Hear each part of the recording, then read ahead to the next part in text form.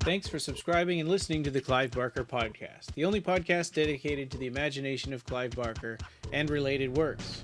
In this episode 198, Jose and I talk with the cast and crew from Dark Ditties series, now available on Amazon Prime. If you haven't seen episode 1, The Offer, which is a veritable Hellraiser 2 cast reunion, and episode 2, Mrs. Wiltshire, then please do so.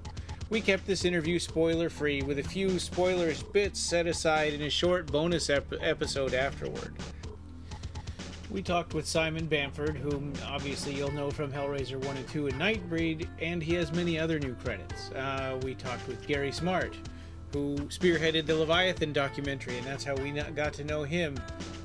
We talked with Stuart Conran, the effects genius, who also worked on the Hellraiser movies, Hellraiser 1 and 2. We talked with Stan Rawlings, another brilliant returning actor in the Dark Ditties series.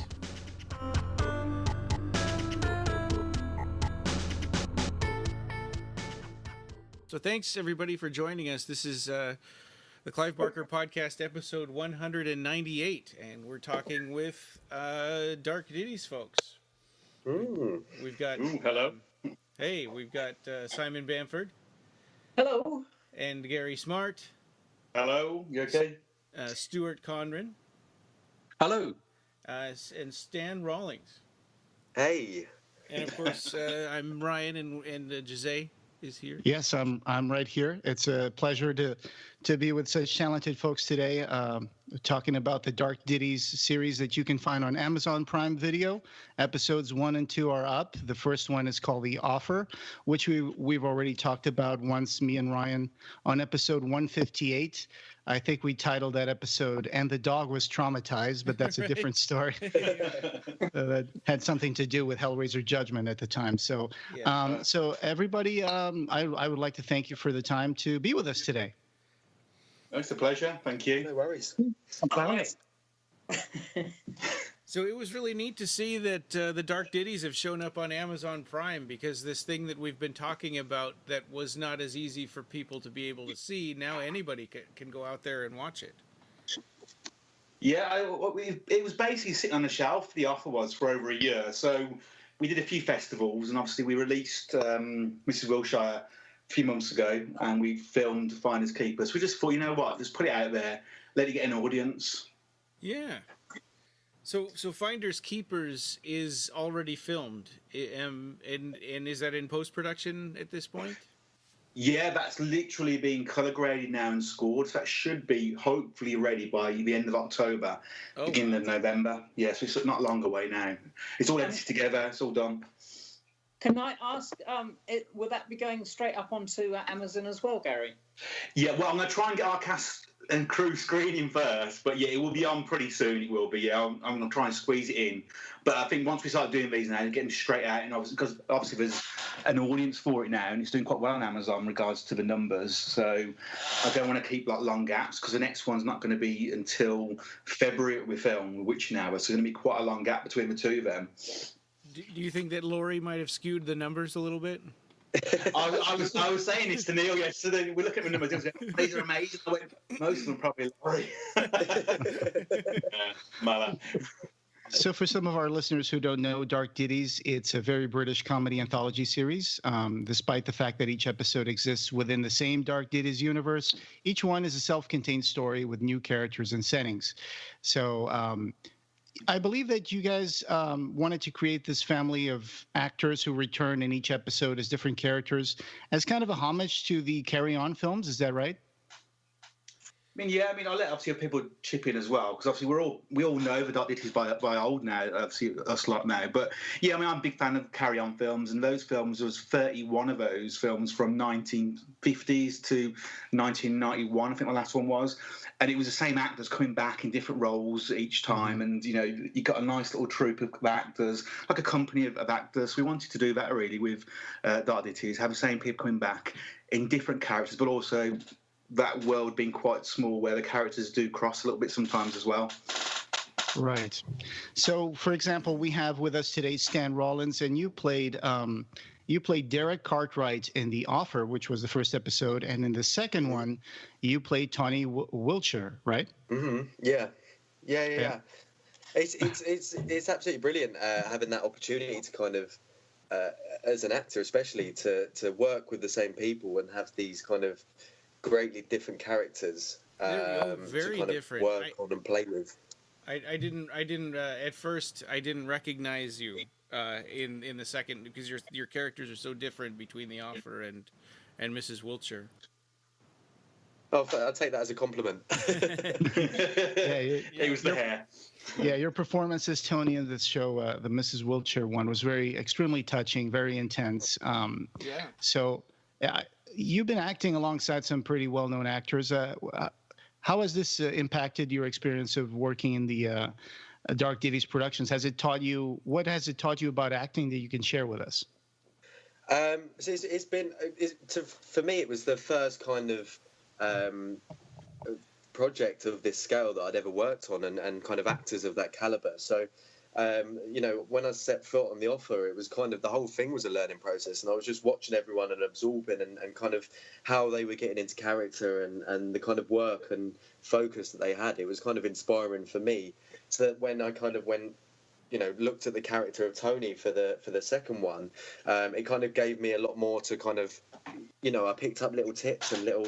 They're all fantastic, and it's been wonderful. It's been wonderful. I think kind of these guys that are professionals that have been working kind of 20, 30 years. You can't really teach that in a classroom. You have to see that, and you have to work alongside them. And no, it's been wonderful. Yeah, so I just want to say also that this episode is dedicated to the memory of Doris Bonham. Rest in peace. Rest in peace. Yeah, you guys made a blog post at the Dark Ditties website, the Cult Screenings, about her. You even created an IMDb page for Doris. Yeah, it's slightly annoying because literally about 3 days ago, Tilda Swinton comes on the news about how she created this character, this guy she was playing, old actor, and it's like, oh, it's extraordinary, he's intelligent. We did it 6 months ago. no one cared when we did it, and it was bloody Simon's idea. Yeah. So who came up with that? Who came up with that bio? Simon. I did. Yeah, I did. When we first talked about me playing Mrs. Wiltshire, I worried, because it was such an intense story and a very moving narrative. I worried that an audience would always, if they knew it was a man playing a woman, they'd always have one foot outside the fourth wall, analysing the performance rather than kind of completely jumping on board and going along with the emotions of the series. So I came up with the idea that we created this pseudonym character, and Doris M.F. Bonham is actually an anagram of my name, but with an H that suddenly got thrown in there, probably because I was typing it when I had a little dried cherries. I think that happens for the first couple of minutes, but then after a while you just start to forget. I mean, at least that's how it was with me. I think if you know it's Simon, I think that's right. I think people forget pretty quick, but we've had reviews where people aren't aware it's Simon and that genuinely think that Doris was real. So that's a testament to Simon and Stuart, really, for the makeup work that Stuart did, and obviously for Simon. And as Simon said, we were really, really worried because it's such a kind of dark story that people would think we were taking a mick a little bit, having a man play a woman, kind of like trying to be funny. Yeah, like a Mrs. Doubtfire kind of a thing. Yeah. And that was Stuart's concern all along about the Mrs. Doubtfire thing. But I think the performance, the makeup sells it pretty quick. And I think obviously having Bruce and Stanley as well play against that character, you forget it's Simon if you know it. I mean, I'll say one thing before I do all the talking, but on the set, we genuinely thought it was a woman. It was really weird that you kind of were treating this actress as like an old lady, and when she went the last day and she wasn't there because we filmed with Simon without the costume, we all felt really sad that she was gone, and that was just so powerful. I think, including me, which was it was horrible. Last day, Stan had gone as well. Stan only could do 4 days of us, so that last day of shooting we had the kids come in and whatnot, and she wasn't there. It felt like big piece of the production was missing. Obviously, Stan gone as well, but as well as obviously Doris being gone. So that was testament to Simon. We had the sound guy helping Simon walk around the house, thinking he was an old lady, and he was milking it as well. Simon was. Oh, he loved it, didn't he? Yeah. He had his arse wiped and everything. I just think that the wardrobe and the makeup for Mrs. Wiltshire was just beautiful and so believable. I have a question for Stuart. Was it what was the makeup run as? Was it silicone makeup? Yeah, the silicone makeup. And it's in 3 pieces. There's a forehead, like a full face. A nose and a top lip. Yeah, so 3 sort of sections. So like Gary was saying, I was really concerned about about it not looking right. So it's a great opportunity to come up with a character, like collaborating with Simon and coming up with a character that's believable and sort of works on film. So and it's great to hear the feedback. And after a while you do kind of get it, Simon. It's quite a challenge to get that balance right. Yeah, absolutely. And I guess silicone works a lot like skin in terms of light scattering, so that's makes it even more believable, right? That's right. Yeah. So and I've always done sort of like makeups in foam latex and those kind of traditional sort of materials. So I've not over the recent years I've not had a chance to do an old age makeup. So it's a really good opportunity to get kind of do that kind of a look, and the photography as well. So it's like shot really nicely, So, and I think that really does help as well. Helps sell. All these things kind of help sell the illusion. So, yeah, Terence's photography works really well. Yeah, I think Terence and Ben really took on board the fact that if you overlit her, then it would show everything. Yeah. And you didn't that. Right. Terrence Wilkins' photography was just beautiful. The way that the scenes were lit with the windows closed. At first, you tend to think that, maybe she's just because to show her isolation inside a house because all the windows are kind of closed and all the curtains are drawn. And then you have all those beautiful little lamps in the background with the very low light. Don't mention lamps. I mean, if Terence had his way, would have had lamps in the forest scenes and hanging out the trees. I think once I had one hanging up his hat. Of course. So I really enjoy that, and I thought that the paint job on the makeup was just tremendous because you could just see it just looked like real skin. It was just amazing. And how long did it take to apply to Simon? So it's probably about 3. I can't remember exactly. About 3.5 hours, Simon. It was about 3.5. Yeah, I think. Yeah. We started around 5:30, 6 o'clock, I think it was.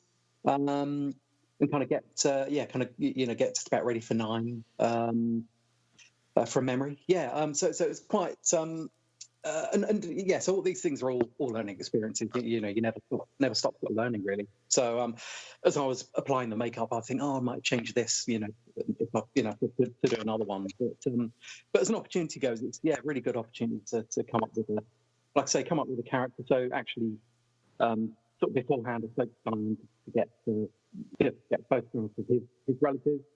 So that was really good. Just kind of working together and kind of getting those kind of ideas together. But you want to create a believable character, somebody can function in the real world. So it's a real challenge. It's good fun. Absolutely. So, for example, little things about the character that come from the performance were just so small details that made it so much more believable, like the Kleenex in the sleeve. It's just such a physical detail that immediately reminds me of a number of old women in my own family. And Simon, if I can ask you, what sort of preparation goes into a performance like this? Do you rely on memory of people in your own life, or? Yes, I suppose I looked at my grandparents, both my grandparents. I did actually go to an old people's home and asked if I could sit and study them. And good for them. They said no. They said, this is these people's homes, and you would be intruding and you wouldn't be welcome. Yeah. And I thought, good for you. You're protecting these vulnerable people. So instead, I found a cafe where I knew a lot of pensioners went, and I went and sat and just watched little gestures, little things that they did. I think that's a great compliment when you said it reminds you of people in your own family, because I think everybody has a Mrs. Wiltshire, at least one Mrs. Wiltshire in their lives that they've grown up with. And I think that's important to the story, that they are reminded of that they are taken back to that character. Right, especially in the sense that they have to conform to their role as a married woman, or to their role in society. And it's like, this is not, I can't leave my husband because I have who's going to take care of him. And even though he might be, a complete, jerk, they still feel that obligation, that they made this promise to their family and to God and whoever. And it's like, I have to bear this. This is my life now. And it's a very interesting personality that you managed to channel into Mrs. Wiltshire. Go ahead. I was about to say, I think especially of somebody of that generation, the vows you make in marriage are important ones, and they need to be kept. But I think that's wrong. I think even modern day relationships, sometimes people can feel trapped because of having children, because of a need to feed, to put food on the table and a roof over their heads. Right. I think the story is very strong in that Neil and Gary have written this piece, which really looks into how the family went down this spiral. I mean, she talks about the happy days and the fact that her husband lost his job was kind of the starting point for... Right, he hurt his back. Yeah, for all the bad things that started to happen. And I suppose in some ways she's making excuses for what he's done. But again, you hear this time and time again. The other thing I think Stan and I both did was we looked at victims of abuse. We watched some videos online, and that was very interesting, just seeing, because as an actor you have an idea of how you think it should be played, but quite often when you do the research you find that that's not necessarily the way that real people react in those situations. And watching some real people going through this in their lives and talking about it just adds a sense of truth, which you instinctively and human beings instinctively realize is correct. And once you hit that truth, then everybody's on board, audience and everybody else. I agree. I love the way that Mrs. Wiltshire comes to terms with her fragmented reality. I mean, you can see in the way that she puts the pieces together of the story throughout the film, and also in the way that she steps back now and then on certain moments because of the way that she's been conditioned. So she's making excuses, like you said, for her husband, for Mr. Wiltshire, who's Bruce Jones stole the show in The Offer, and he's a fantastic monster in this movie as well as Mr. Wiltshire. He's just tremendous. He's he was scary. He was very scary in this movie. The makeup for that Stuart you did for him, that was also tremendous. This movie scared me more than I saw Halloween last night, and I was more scared in certain moments with Mrs. Wiltshire. So that says something. Yeah, his makeup was sorry to say that was Marie that worked on his. So she did a great job on that. I think we were saying about obviously Simon. Me and Neil sat with Bruce as well, and we talked about why someone like Mr. Wiltshire would end up the way he was, and and Bruce put a lot of thought into that, about this guy who, was probably a grafter, worked in factories on construction sites and lost his job, and then having to have his wife go out to work, that would have changed his whole kind of outlook on life, and obviously losing his masculinity, and how he then took it out on his wife then, and obviously, another matters between men and women, obviously husband and wives, how she was obviously not interested in certain nighttime activities, and how that affects a man as well then. So as Simon and Stanley did as well, Bruce put a lot of thought into that, and about Bruce is in his 60s, so he knows people growing up who were like Mr. Wiltshire as well. Right. And I wanted to ask something to Stan and Simon. So I've always wanted to know this, during those emotional scenes when the camera cuts, is there a cool down period at all, or can you just turn it off? Si, do you want to go first? I think on the whole we pretty much stayed there. I mean, I use music, so I'll listen to a bit. I have a kind of a playlist of music that makes me cry and kind of moves me. So, and once I'm into that zone, it's quite easy to stay there. The one exception to that was right at the end where she goes through the door with her son, Mm-hmm. and that was the last.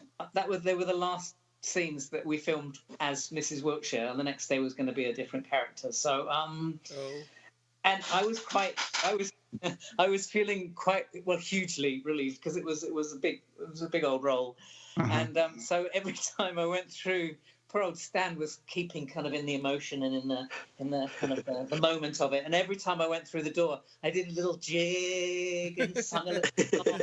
It was completely unprofessional.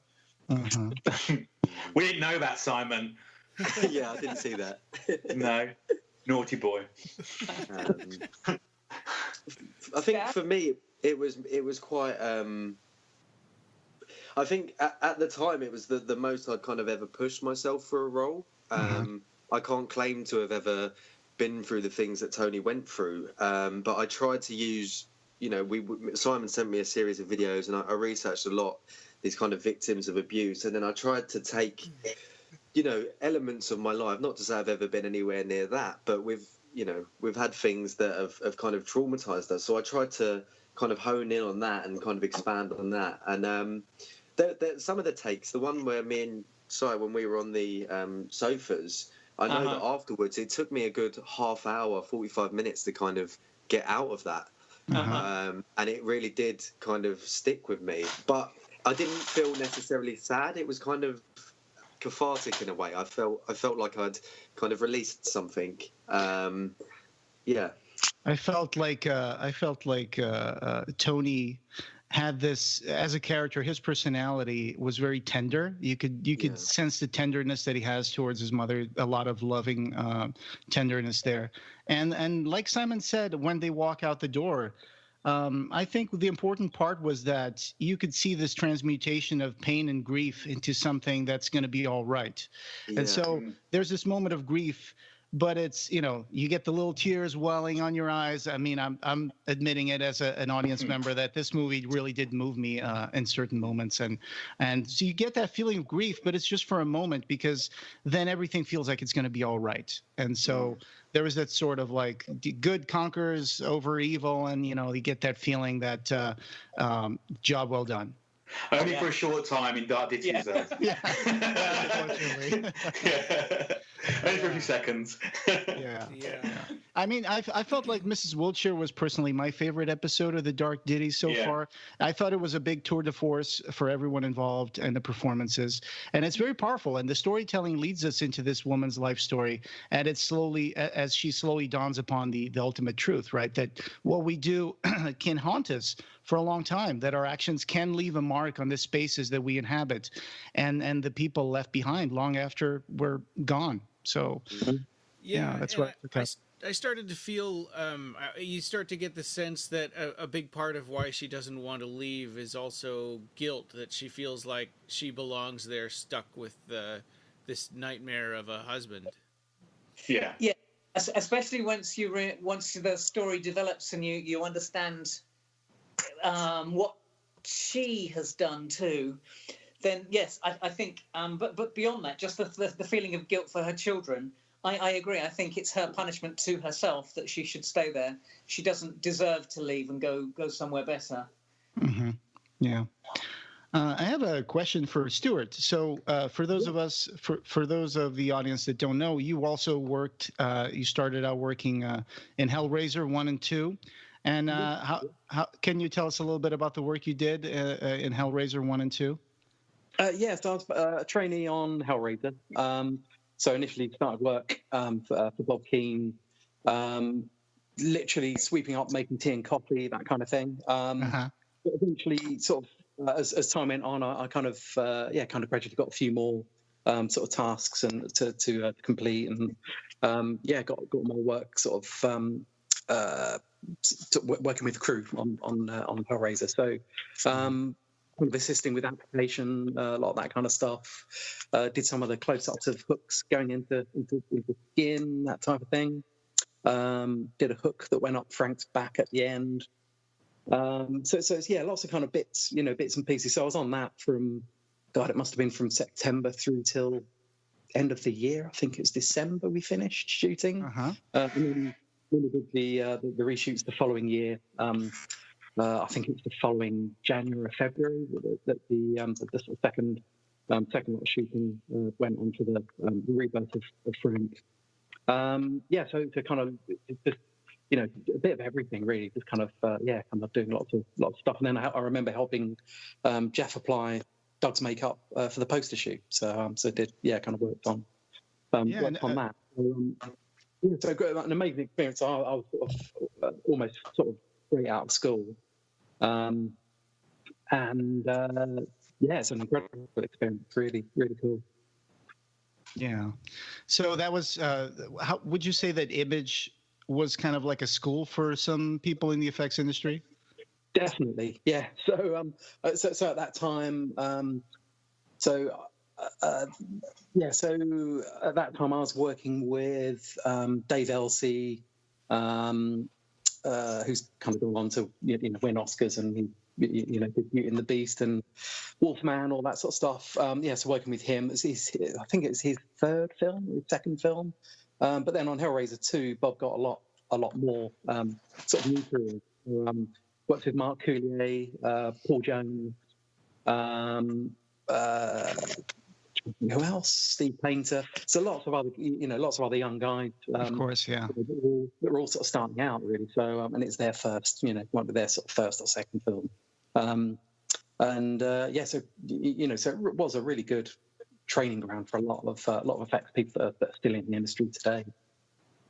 Fantastic. I also found out that you worked in Attack the Block, which was a movie that I particularly enjoyed a lot. That was a very fun movie to watch. And you also worked in The Woman in Black, which was Hammer's attempt to come back, right? So I guess Hammer didn't really succeed in the comeback, but they did make The Woman in Black. It's a shame. They kind of did a couple of films, didn't they? They did, did a couple, and Woman in Black was supposed to be the one. But and I was kind of really hoping, when I was working on that, but wow, it'd be so cool if Ham do kind of keep making all these films. But it didn't really go anywhere, unfortunately. But yeah, it's good fun. It was so Woman in Black. It was we're doing dead bodies and bits and pieces like that. So so it's good fun. I think that for The Offer, if I can go back to The Offer, the special effects go hand in hand with the sound design, and so in The Offer, I particularly was impressed by the sound design whenever something happens. And not only do we get to see the gore, but we get to hear the blood dripping and the squelching and all that stuff, and it just adds to the believability of it just adds to the effect. It's just tremendous. Yeah, and they were really, really well planned out. So Gary was storyboarding everything, had a really good idea of what he wanted to see, and that's always the best way to go. Is just really be certain on what you want before you start making it, which is the best way to go. And then so I knew exactly what to build, and then when it was shot on the day. Sound obviously added afterwards kind of really helps sell it. The photography again works really well. Terence's work on that worked really well. And the editing, makes some of the most of the effect works with with a good edit. So so a combination of all those things, and then sound design on top is kind of the sort of cherry on the cake really. So it all worked really well. And now in Finders Keepers, you get to decapitate Simon Bamford's character. That's been one of the teaser pictures that's been coming out about Finders Keepers. And Gary, if I can go back to you, so when can we expect Finders Keepers to come out? Hopefully within the next month. As I said, it's kind of we're at the stage of it's completely edited now. All the special effects sounds have been sorted. They've been sent to Jeff, who's brilliant in the States. Jeff Valentine, who's our special sound effects supervisor. It's now with Terence, who's colour grading, and Sean Schaefer-Hennessy's doing the score. So I've seen the rough cut of it. I'm very, very happy with Finders Keepers. It's completely different to Mrs. Wilshire. But again, it's in the same world, you know. Annie Wilshire is actually in this one. She's actually in the offer as well, which you don't know, but she's in the offer, and she's in Finders Keepers as well. So I'm very happy. Oh, I see. Within the next month, it's going to be. We have a script for number 4 too, and with each script that we get, we see a little bit more of the Dark Ditties universe kind of expanding. More of the characters and the stories and the backstories are explained. It's fun as an actor to kind of get the next scripts and work out who's who and what's what and how everything's connected, right down to random policemen. Wow! So 4 more scripts, huh? Did Jonathan Brooke Davis change from a realtor to a banker? Yeah, well, I kind of reckoned that in Mrs. Wiltshire was probably 10 years before, so he was kind of starting out in a realtor and estate agent over here, and that was where he kind of started working on mortgages. This is my backstory. He's working on mortgages, so started to kind of find out about monies and stuff, which is how he got into banking, and then obviously did very well because he was a bastard. Yeah, and going back to the offer, something that I was thinking about, Jonathan Brooke Davis's card was, well, at first they guessed he was greed, right? And then that was the wrong answer. Yeah. And, but then it turned out it was lust for money. And that seemed really unfair. I mean, is it possible for anyone to get a right answer in that movie? No. I think we planned it that the host always knew who he wanted to win, so he would have twisted it completely. If they would have got the right answer, he would have just twisted it. That's why it's very loose. We didn't want it to be, you know, Rose Cavendish was going to be greed for obvious reasons. You know, everyone thought it was going to be obviously Jonathan Brooke Davis. But I think if somebody would have got it right, he would have made sure that whoever won at the end actually won. He had a plan for that person. And also, when you find out in episode 3, he put a bet on himself on that person, so he knew that person was going to win because he had 10 million quid on her. That person, So sorry, you ruined it for me now. When you said that my character was lust, I thought it was just that he was the best-looking character in the film. No, there you go. I mean, that's what that would have been. That would have been. Laurie says it, yeah. Laurie said, she says that's why it's lust. It's the audience are lusting after you. No, you could have been sloth if we wanted to. Don't worry. I particularly enjoyed in the credits of the offer, you get to see these little newspaper clippings of every single of the 7 characters that was in the game. And where did you find that picture of Nicholas Vince? I just went through his Facebook. Brilliant. We wanted to create a little bit of a snapshot about how the host would have known about these people, and obviously, you know, what they actually had done. I mean, those newspaper articles come back in episode 3 because the 3rd film is set literally the night before the offer, and it really ties in kind of why Benoit's doing what he's doing, and episode 4 really ties in about what this whole thing is. You know, it isn't just a game. Basically, there's a more sinister reason behind the offer game and the hunt and that kind of stuff what he does. So we kind of, you know, the stories kind of come out a little bit, obviously in the newspaper clippings, but they also reappear in clippings doing in Benoit's office in episode 3. So also, it goes back to I love the fact that Cult Screenings and Dead Mouse Productions are so good at those graphics. You know, it's something they've honed with the documentaries, and I thought they've been wonderful in the documentaries, the graphics that they use. So it's lovely that they can use them, and I think a great graphic in a film works wonderfully well anyway. Oh yeah, it has to. Yeah. It's a bit worse when you see something which looks, you see a big blockbuster and there's a photograph of somebody and it's obviously Photoshopped. And you're thinking you probably spent millions of pounds to get that picture Photoshopped and you can't do it right. I've got a breaking message here from Lori from Simon Bamford fans. She says, I got a question for Simon and Stan. Dark Ditties episodes will have you playing both goodies and baddies. What's your preference and why? Stan? I mean, bad boy all day, every day, I think. It's got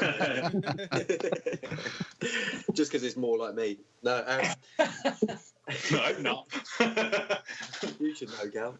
Well, No, I think it's always more in. I don't know, personally, as an actor, I find it more.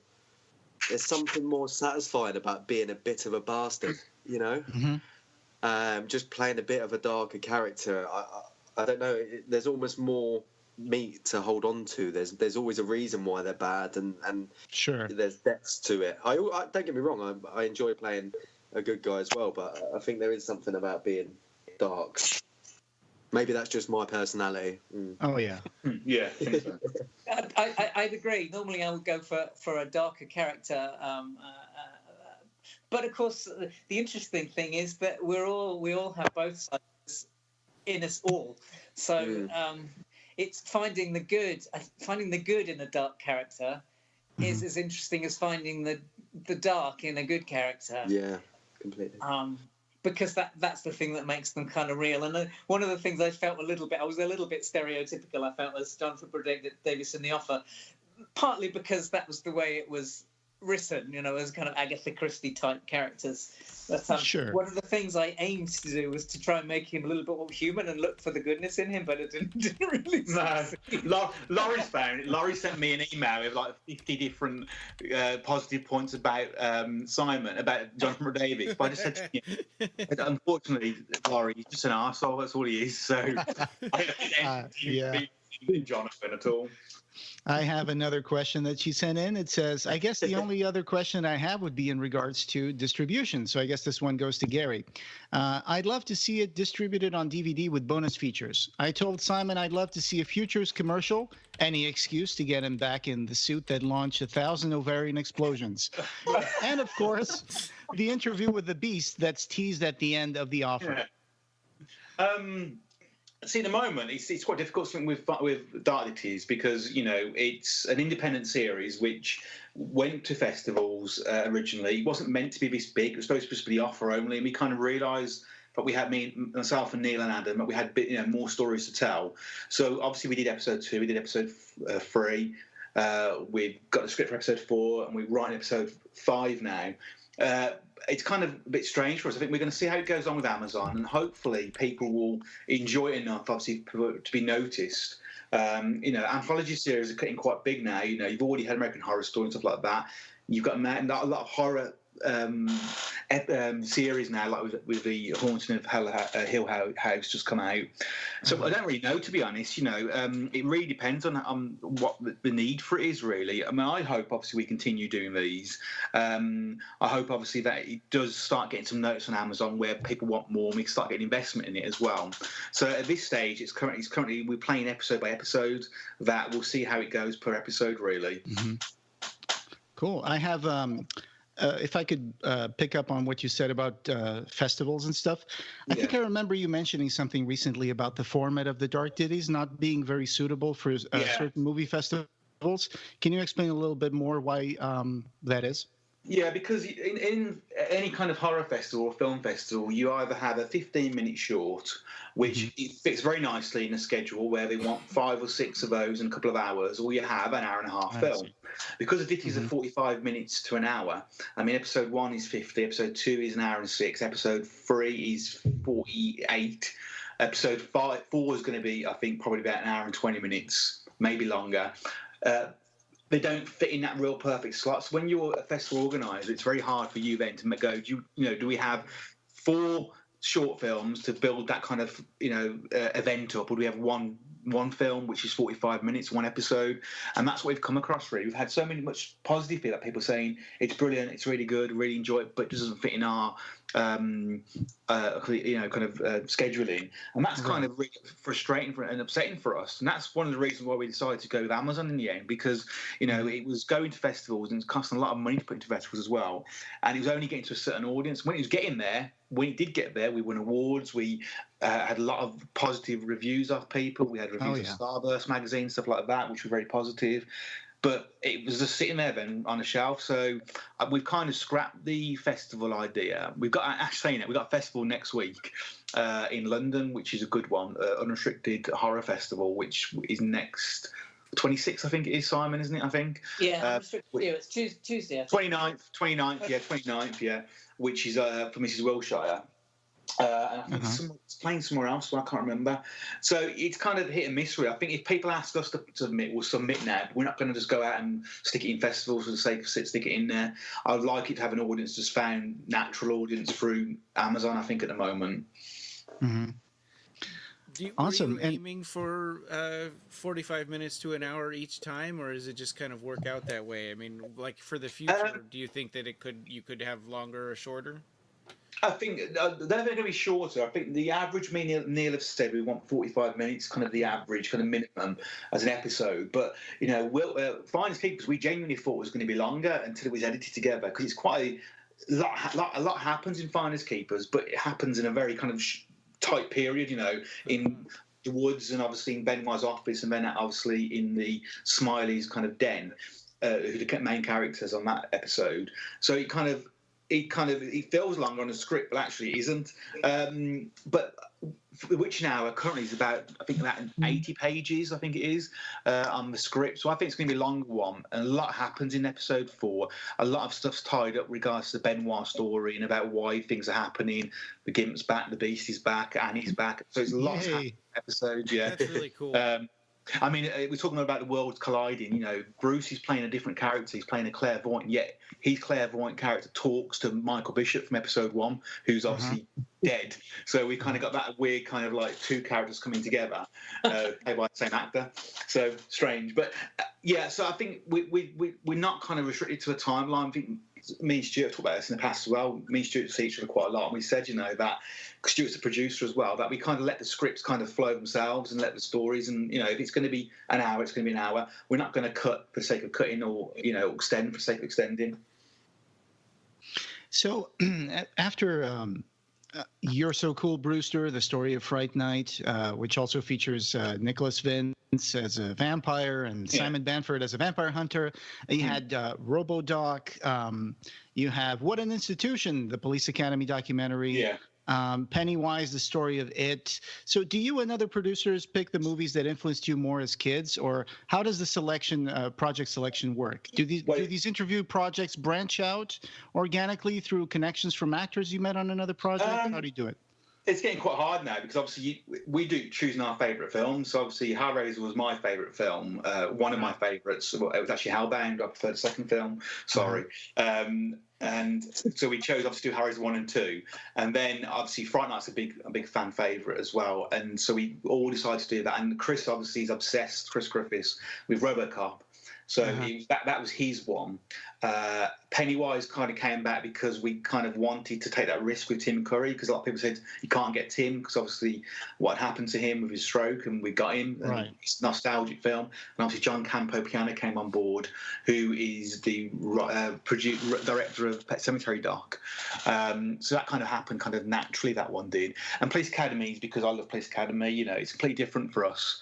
It's a different kind of doc as well, because most of our horrors. It's difficult now because these films, the big horror films, have already been done. You've had big documentaries on Nightmare on Elm Street, big documentaries on Friday 13th and whatnot. So it's kind of more difficult, really. So our next doc we're planning at the moment is a character profile on an actor, about him and about his kind of work and his legacy and the iconic status he has, and did playing the character he's played for the last 30 years. Is it a gift or a curse really for him? So I think we're going to try and be a bit more kind of like kind of expose a little bit on the kind of the horror world where you play these characters like Simon. With Butterball, you play these characters. You have all the cues of people on your autograph. But now we've seen Simon obviously in Wilshire, and we I know. But what I'm proud of the most is that we did it with Peter Vincent. That Simon is so well known for playing Butterball. But when you see him as playing Peter Vincent, you can see the caliber of actor that he is. People wouldn't have seen his work in the theatre. Back in the 80s and 90s, they wouldn't have seen that. Now they've seen him play Peter Vincent, but now they've seen him play Mrs. Wilshire. He shows, the kind of breadth of an actor he is, and that's what we're trying to do with these as well. So we try and, the docs are great. The docs are really good. I really enjoy doing them. But this is where the kind of passions lie now with Ditties as well.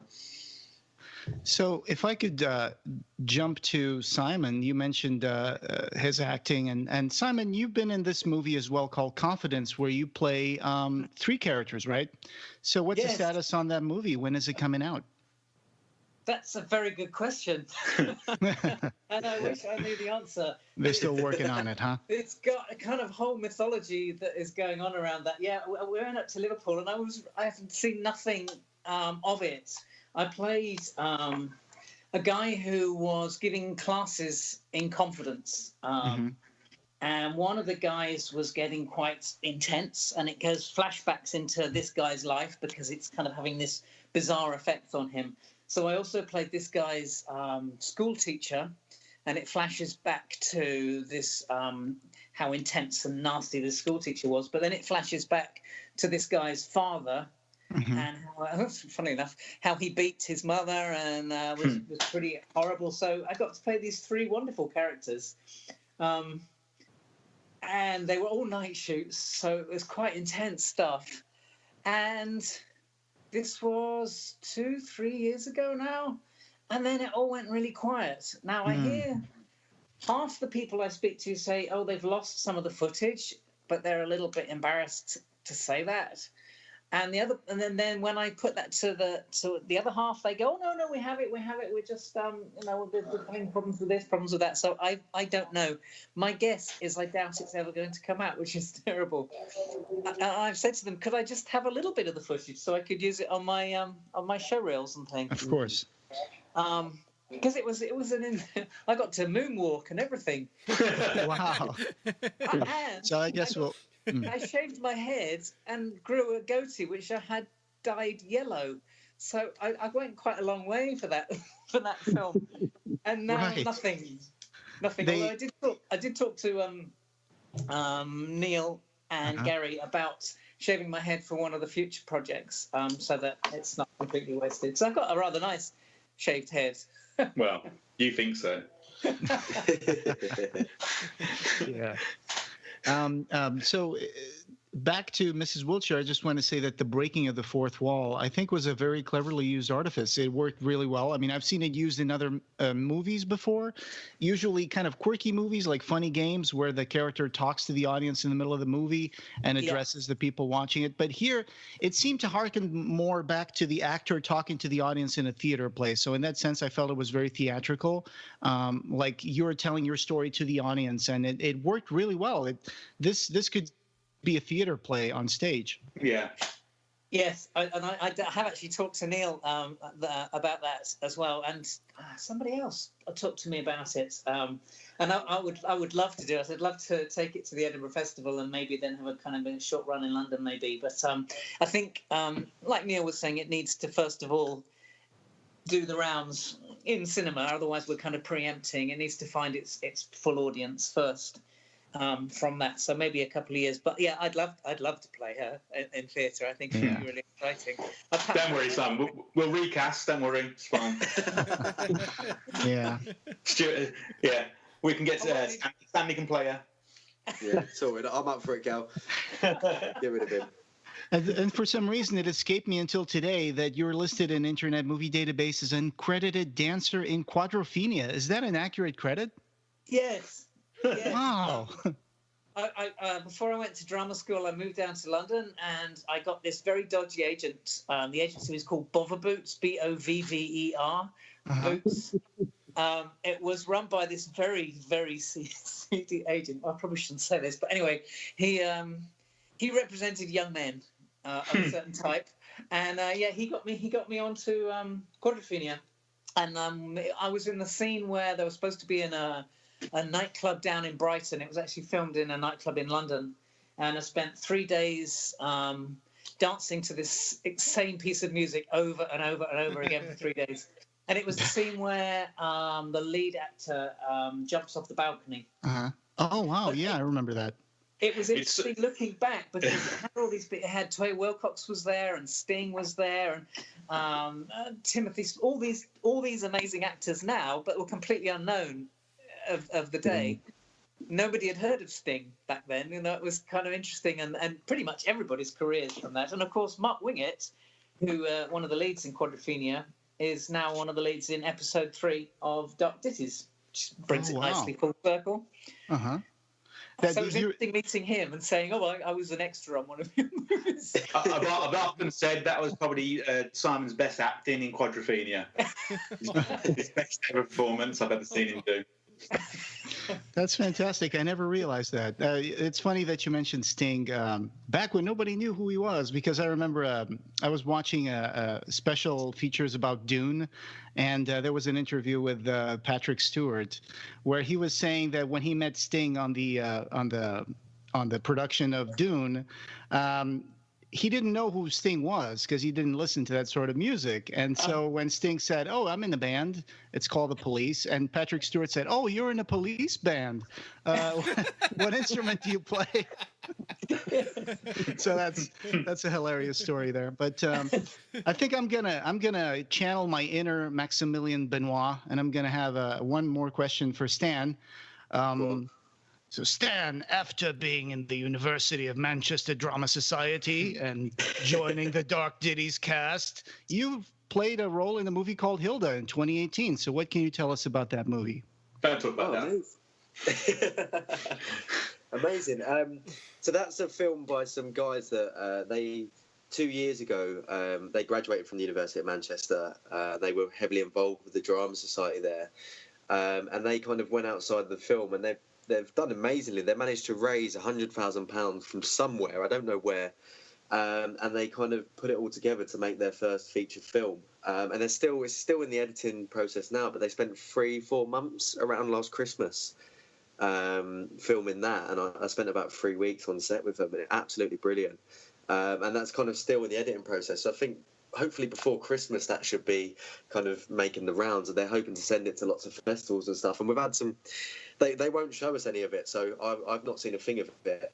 And I don't particularly like watching myself, so I kind of cringe. But it sounds like they're all really happy, so I'm kind of excited to see what comes of that.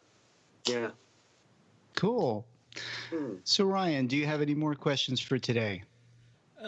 I'm trying to. So far, I think we've done a pretty good job of not spoiling stuff with our questions. Wow. Yeah, it's just spoil. We don't care. Okay. Hey, this is Ryan jumping in here. To avoid spoiling the Dark Ditties for you, we've cut this part out and put it on a special episode that you'll see in your podcast feed immediately after. So the one that's entitled Spoilers, you can listen to that and hear what my questions were, and what they had to say about them that are really spoilerish and would kind of ruin especially Mrs. Wiltshire, episode 2. So yeah, instead of having to stick your fingers in your ears and go la la la la through this part of the podcast, we thought it'd be nice to not have spoilers in this one, and then make a special bonus episode which will appear right after, and you can hear those parts after you've seen Dark Ditties.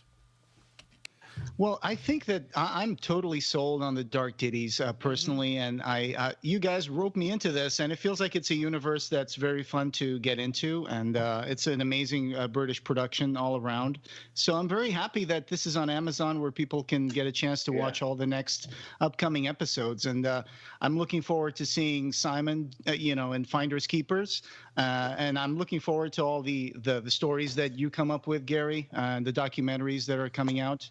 And just Stuart Conran, looking forward to seeing all the special effects we're going to have for Finders Keepers. And I'm certainly curious to know how that head gets separated from the body. Can I just do a shout out as well? Just to obviously Adam Evans, who directed episode 3, Finders Keepers. He's our line producer. I mean, episode 1 and 2, he was literally running around like a tick, getting everything ready for us.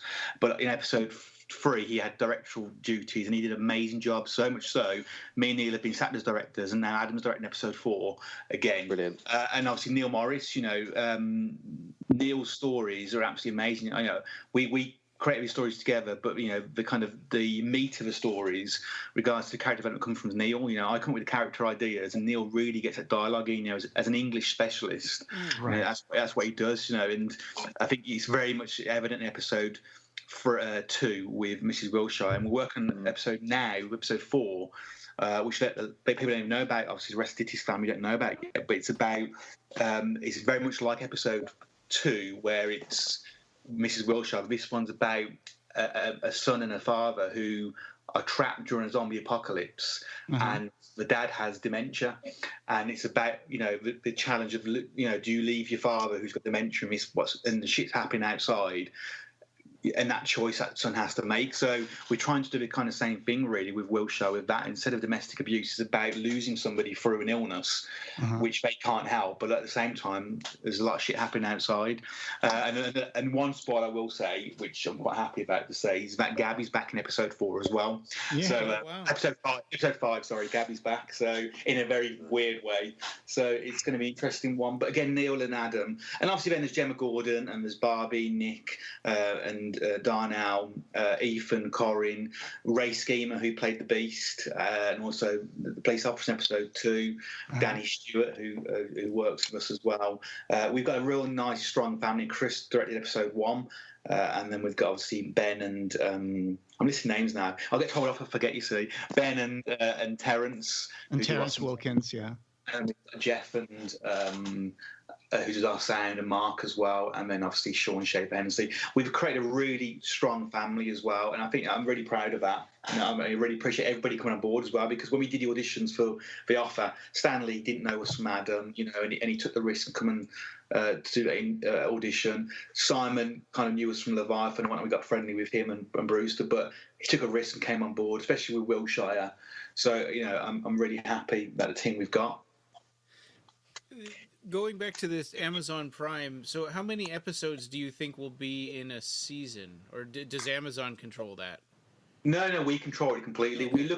We're looking at 6. So we've got episode 3 done. Episode 4 starts production in February. Then episode 5 we're writing at the moment, and episode 6 is called Band on the Run, which is a kind of rock band who end up in a cult, which is the same cult which Benoit's involved with. It kind of ends that. We're hoping in 6 episodes we end the kind of Benoit story then, and then season two we can start a new kind of theme going through the episodes. We're hoping so kind of the Benoit cult and whatnot does touch each episode slightly in season 1, more so in episode 4 I think, and then we kind of end that story then, and so we can start again with new characters in episode 5 in season 2. And of course, somebody you haven't mentioned is the amazing Kenneth Crenham, who I'm for. Oh yeah, Ken's how do you forget Ken? Ken's amazing. I mean, and he's been so good to us as well, coming on board. Playing Benoit. Obviously, he's in episode 3 again. He's in episode 4, and obviously then we've got coming on episode 4 as well. We've got Ian Gilder joining the Dark Ditties family. Now Ian Gilder's known for Game of Thrones. He played Kevin Lannister, Charles Dance's brother in that series. So having him come on board as well, and obviously we've also got Mark Wingett's daughter, Jamelia Wingett, coming on board as well. So it's just expanding the families a little bit. So I'm really proud of that. That sounds wonderful. So we got Finders Keepers coming up, and then the episode 4 will be The Witching Hour, and then you said episode 6 will be Band on the Run, which seems like a Paul McCartney reference. Yeah, it is. Yeah. Episode 5 is called Dad. So we've got episode Dad, and then Band on the Run. Wonderful. I'm looking forward to seeing all the returning cast. And I was just a little confused at the end of Mrs. Wiltshire when I saw JBD come in to sell a house to a couple. And at first I thought they were supposed to be Gabby and Daniel Price. No. But then I realized they were just playing different characters. So it's like American Horror Story, where the same actors come and play different characters. Yeah. And there's a thematic connection between the episodes, and lots of little references, like the owl. The T-shirt that Mr. Wiltshire is using has a reference to a band, right? Yeah, there's quite a few Easter eggs in it. There's some Hellraiser puzzle boxes, lament configurations scattered amongst the episodes as well. Get out! Really? Man, I never noticed that. There's lots of Easter eggs. Yeah, there's one behind Benoit in his office in episode 1, and obviously he's on the shelf. I'm firing myself. I can't believe I missed that. And, it's such a richly layered reference thing. Yeah. I think Jonathan McDavis wears a Lament Configuration pin badge in episode 2. on his tie, and then also Mr. Wainwright wears the same one in episode 3 as well. And then there's also stuff, if you look at episode 2, when she's at the door and she's got the flyers, there's a flyer for Bishop Motors. So Michael Bishop from episode 1, his business is there. And you've also got Band on the Run there. The Funk Train is the band. The Funk Train, isn't it? The Funk Train. I was particularly fond of the flyer that said "Adopt a polar bear." What am I going to feed it? Pizza? That was awesome. If you look at the flyers as well, you've got one with Chris Griffiths on for Griffo Chinese. You've got me and Neil as bodybuilders. You've got Adam as a PC expert. You've got Stuart Conran on one as a handyman. So we kind of little things like that. And also in the offer, you've got the portraits around the room of me, Neil, Terence, and Chris, and Stuart. And Stuart comes back on a portrait in episode 3 in the so it's kind of things like that, little things for us really to get us in there. Now I'm going to have to watch these a third time. Yeah. We'll get to the 50th time eventually, like Laurie was watching Mrs. Wiltshire for the 50th time. So thank you so much to Gary, Stuart, Stan, and Simon, of course, for being with us today. This was a really fun episode, and I'm so happy that you guys are making the Dark Ditties Presents series because I'm having so much fun with this. Thank you so much. Thank you. Thanks for having us. And this podcast, having no beginning, will have no end. You can find the show notes for this episode and join the discussion over at www.clivebarkercast.com, where we have news, features, reviews, and links to all the ways you can connect with us. You can subscribe on Apple Podcasts and every other place you can find podcasts.